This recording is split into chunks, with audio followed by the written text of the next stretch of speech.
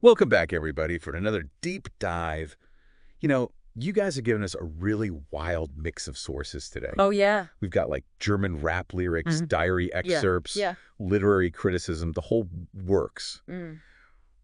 Our mission, should we choose to accept it, is to unpack this pretty infamous feud between Marcel Reich-Ranitzky, Okay.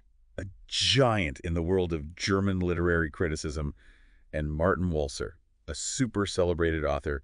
And let me tell you, Right. things got heated. It's gonna be good. So to really get into the few, we have to kind of understand who these guys were Yeah. in the world of German literature. Okay. They were both super influential, but their styles and personalities were like night and day. You know what I mean? Okay, so set the stage for us. Yeah. Who were Reich-Ranitzky and Walser? So picture German literature is this huge stage, right? Reich-Ranitzky, he's the sharp-tongued critic sitting right there in the front row, the one everyone's afraid of. Oh, yeah. He was a Holocaust survivor, known for these just super rigorous and often brutal reviews. Right. He could make or break careers with his words. Wow, that's a lot of power. Right. And then you've got Walser. He's the total opposite. Right. He's more like the introspective playwright novelist, Yeah. pouring his heart out on the page, all about feeling and intuition, which sometimes clashed with Reich-Ranitzky's more analytical approach. It's interesting that you frame it as a clash of approaches. Yeah. I'm sensing that, that difference in perspective kind of fueled things from the very beginning. Oh, yeah, for sure. One of the first big, blow-ups happened back in 1961 at a gathering of the Group 47, this group of influential German authors. Okay.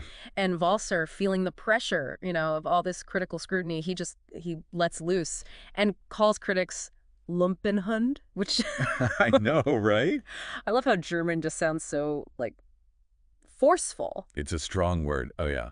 But okay, even beyond the word itself, this incident seems to tell us something about their relationship, right? Totally. Think about it. Here's Walser already bristling at the very idea of critics, almost like he's taking their analysis as a personal attack, which says a lot about him, you know, Yeah. how seriously he took his art. Yeah. I mean, have you ever felt so strongly about a piece of art that you'd fight someone who criticized it? Maybe not fight, literally, but yeah, I get that feeling of being protective when you really connect with something. Yeah, and it's interesting to see it playing out on such a public scale. Right. But this was just the start, right? Things escalated from there. Oh, this was just a warm-up, Oh, boy. Your relationship, it was like a roller coaster, Yeah. Clashes, brief moments of tolerance and then back again. Okay. So in 1976, Reich-Ranitzky just totally trashed Walser's novel Jenseits der Liebe. Oh, no. Called it miserable. Oh. Said it wasn't even worth reading a single page. I mean, even the toughest authors, gotta feel a little sting when they get a bad review, especially from someone like Reich-Ranitzky, oh, Walser felt it. Oh, right. Big time. Yeah. We know from his diaries that he was furious. Oh, really? Privately threatening to sue, even fantasizing about slapping Reich-Ranitzky. Wow. It's a good reminder that even the most famous authors, they're human too, right? Totally. And it's amazing how those private writings add a whole other dimension to the story. I know. But wait, here's where it gets interesting. Despite the horrible review, Jenseits der Liebe became a bestseller. It's like the controversy helped it. It's a classic Streisand effect, Yeah. Reich-Ranitzky tried to bury the book. Yeah. He accidentally put a spotlight on it. Talk about irony.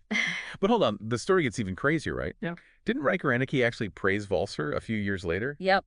1978, Reich-Ranitzky suddenly declares Walser's novella Ein fliehendes Pferd to be his best work yet. Whoa, a total 180. Shocked everyone, right? So what was behind this? Was it a genuine change of heart or was there something else going on? That's the million-dollar question, isn't it? We know from Walser's biography that he was actively trying to become friends with Reich-Ranitzky around this time. Really? Yeah, they were having dinners together, making public appearances, even exchanging letters. Extending an olive branch. Totally. And it led to this, short-lived period of detente. It's actually reflected in a poem that Walser wrote, comparing their relationship to two clowns. Oh, wow. They have to play up their rivalry for the audience, but behind the scenes, they long for connection. That reminds me of this one line, Streicheln dürfen wir uns nur draußen in dem dunklen Gang. We're only allowed to touch each other in the dark hallway. Yeah. It's so evocative. It's like the perfect summary of their relationship, that underlying tension. Mm-hmm. They recognize each other's talent, but they have to maintain this public rivalry. Tragic, but also fascinating. Right. You can't help but wonder if, like, this tension fueled their creativity. Maybe it did. But this uneasy peace Yeah. didn't last, did it?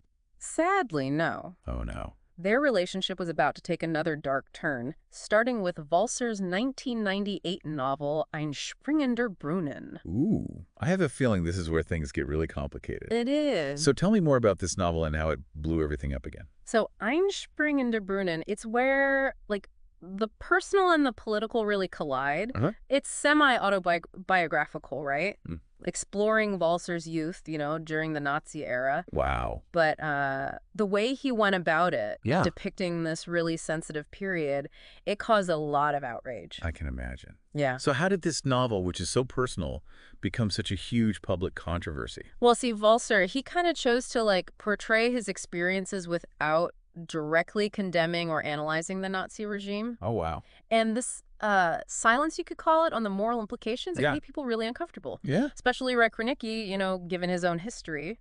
Right. I mean, as a Holocaust survivor, I can only imagine how he felt reading that. Yeah, for him, it must have felt almost like a dismissal of his own suffering, Yeah, absolutely. It was super sensitive. And I could see how their personal histories just made it even more explosive. It really did.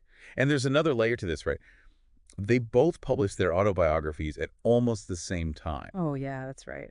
Walser's was more fictionalized, focused on feelings. Right. Ray Kranicki's was just straight facts. Yeah.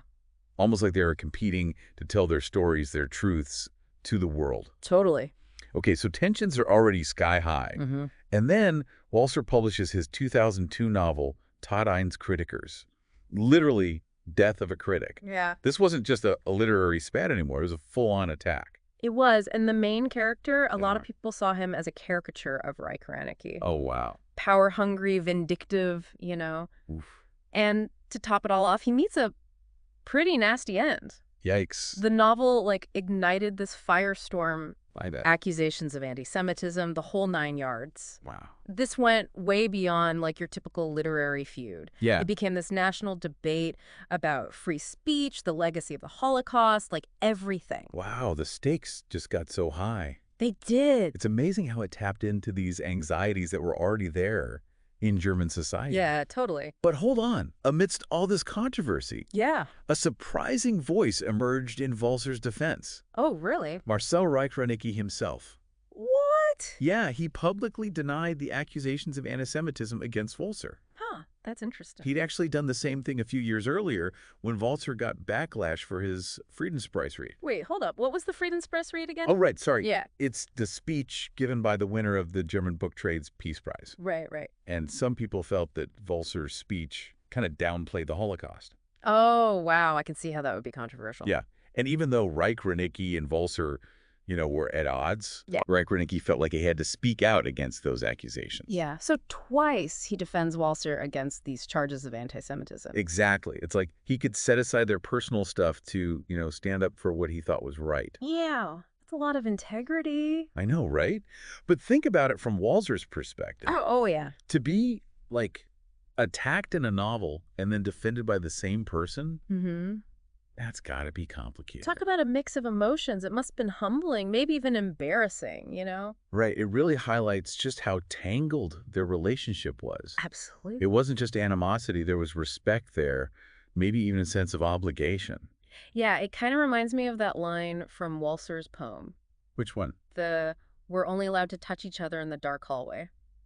One. Oh, yeah. It just captures that unspoken connection, Totally. rivals, but also bound together by this shared history, this very public dialogue that went on for decades. And it's not just history. It's still relevant today. What do you mean? This feud, it pops up in the most unexpected places, like German rap music. Wait, really? Yeah, we have these songs by a group called the Doza Crew. Okay. And their song, Walser trinkt, Walser drinks. Walser drinks. It mentions both Reich-Ranicky and Walser. I gotta hear this. Oh, yeah, and it's not just a name drop. They use the feud to talk about rivalry, ambition, all that. Wow, I never thought I'd see the day when German rap was referencing a literary feud from like decades ago. Right, I know.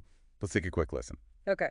It's like, I don't know, it's like the fun part of these deep dives. Yeah. It's not about finding the right answer. It's more about exploring, the complications, the contradictions, things that make you think. The lingering questions. Yeah, exactly. For me, I think one of the big takeaways is that, like, this wasn't a simple story of good guy versus bad guy. Right. Reich, Reinecke, and Walser, they were both brilliant. Oh, yeah. They were both flawed. Yeah. And they were driven by what they believed in. Absolutely. It reminds us that history, it's rarely black and white. Yeah. Even the most, heated rivalries, there's often this weird mix of, admiration in there. Yeah. Resentment. Yeah. Maybe even, a little bit of begrudging respect. Totally. Which brings us back to that main question. Okay. Did these two guys, despite everything, need each other? Ooh, that's a good one. Did all that conflict maybe actually make them more creative? It's possible, right? They were constantly pushing each other. Yeah. Challenging ideas, making each other really sharpen their arguments, their writing. Yeah. It's like iron sharpens iron, Exactly. They might have driven each other nuts, but hey, maybe that's why their work is so powerful. It could be. Which leads to another question. Did their feud, even with all the bad stuff, did it actually help German literature? Interesting. Did it force people to talk about important things? Right. Did it challenge the rules? Push the boundaries. Exactly. I mean, think about it.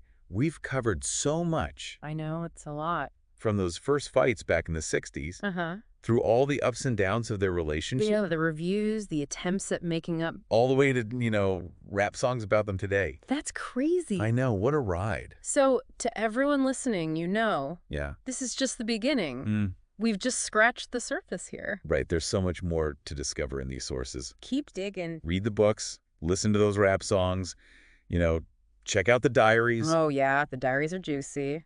And while you're exploring, think about those questions.